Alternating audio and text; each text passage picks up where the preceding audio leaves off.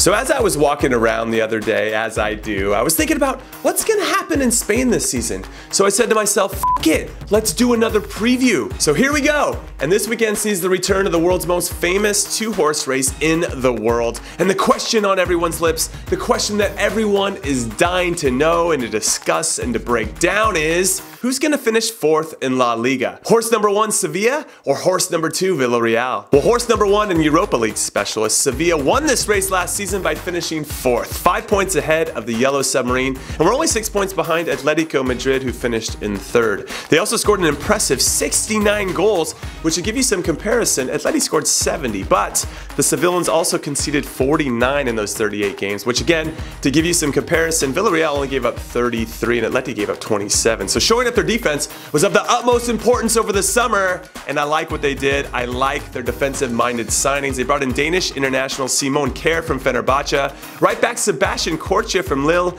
and defensive midfielders Ever Banega from Inter and Guido Pizarro from Tigres. And I like this guy a lot. I don't know if he gets as much attention and love as he deserves. They got a new striker in Colombian Luis Muriel, who scored 13 goals and had 5 assists for Sampdoria in all competitions last season. And they brought in Pep Guardiola rejects from Manchester City, Nolito and Jesus Navas, the Jesus, who even though both of these players are over 30 years old, I think they're going to have something to prove this season. As for horse number 2, Villarreal have had a pretty straightforward summer. They lost 1 central midfielder, 1 striker, 1 goalkeeper, and 1 center back, and they bought 1 central midfielder, 1 striker, 1 goalkeeper, and you won't believe this, 1 center back. That is efficiency, my friends. Mateo Masaccio, Roberto Soldado, and Jonathan Dos Santos all left, while keeper Andres Fernandez's loan ended, so he went back to Porto. But Pablo Fornals arrived from Malaga, and Ace Unal from Manchester City, even though he was on loan at FC Twente last year. But he scored 18 goals while he was there, so that could be a very good buy. And Ruben Semedo from Sporting all arrived to fill the void of those players that were leaving, while keeper Andres Fernandez got purchased from Porto, so he replaces himself. So in summation, the battle for 4th place should be an epic one, although Real Sociedad, who were pretty impressive last year by their standards, could sneak in and snatch that 4th spot, but they've been relatively quiet and signed just 2 players all summer, while another outside threat, Athletic Bilbao, are the only club in the country without a departure or an arrival. So it's tough to see them challenging for that 4th place trophy. Also, 2 more things for you. 1, I deserve a medal for resisting an Arsenal joke after multiple references to 4th, and this Stay Warm sticker will do just fine. And 2, I think Sevilla will not only get 4th, I think they could be challenging for 3rd with all these positive additions to their squad, because as much as Manager Inho want to say that Atletico Madrid have a chance to win the league or even get 2nd with Barcelona's current state of uncertainty.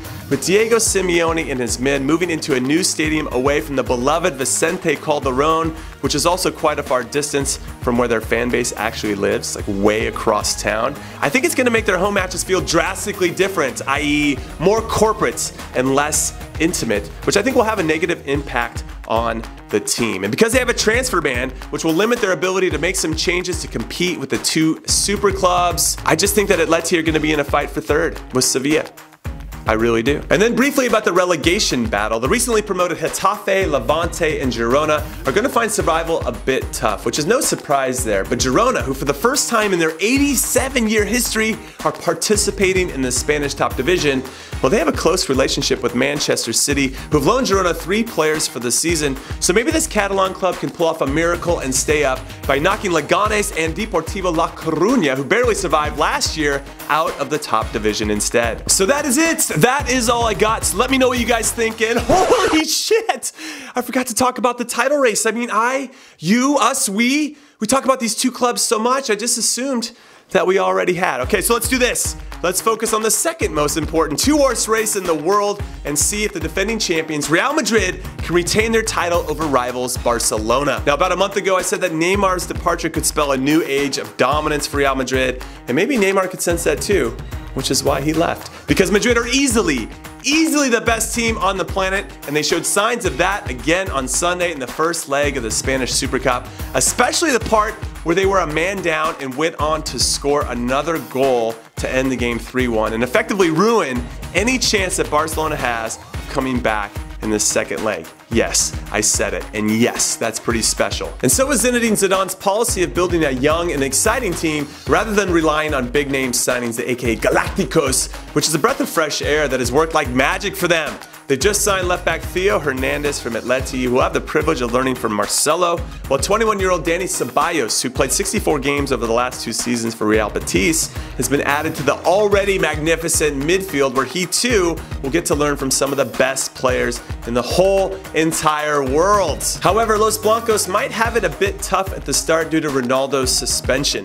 The current favorite to win his 5th Ballon d'Or is suspended for the first 4 league games of the season for pushing the center ref during the Super Cup, which is a big no-no. Which just makes you think though, was this his way of getting an extended leave? Because sometimes when you get older, the rest is just as important as the work. Or maybe he wanted to spend more time with his family and kids in Portugal. Or maybe he wanted more time to focus on his new career and making babies appear out of thin air. I don't know how he does that, because barring a successful appeal from Real Madrid, he won't play for Los Blancos in the league until September 19th. Though regardless of Ronaldo's multiple match ban, it's hard not to feel like Madrid are in one of their strongest positions in the last 15 years. So it's going to take something special, like President Florentino Perez sacking Zidane and rehiring Rafa Benitez to take the title away from Madrid. That said, Barcelona might have lost the future of their club to PSG, but they are not scrubs, and they're going to show that this season. They brought in some quality with Paulinho from China, while Dembele and Coutinho are pushing their way to the Catalan Giants, and you have to think that at least one of those guys will end up making it onto the team. Unfortunately though, the attacking side of the ball isn't really Barcelona's issue. It's their defending, especially in big games. Last season they got spanked 4-0 by PSG before PSG did an incredible choke job like AC Milan against Liverpool in the Champions League final in 2005. And then they got spanked again by Juventus, courtesy of Paulo Dybala. And this season, it just feels like they picked up right where they left off by getting spanked again, but this time at home. And I feel like this is going to cost them a lot of points in the league and some big results in other competitions. And I haven't even talked about them bringing in a brand new manager in Ernesto Valverde, who seems to be inheriting quite the shitstorm from previous manager Luis Enrique. And that's not going to be a quick fix. So in summation, after Barcelona won 6 out of the last 8 La Liga trophies prior to Madrid's title last season, I now think it's Madrid's turn to be on top for a while. So they're going to finish first, and Barcelona's going to finish second. And now I'm going to drop them the mic, and later.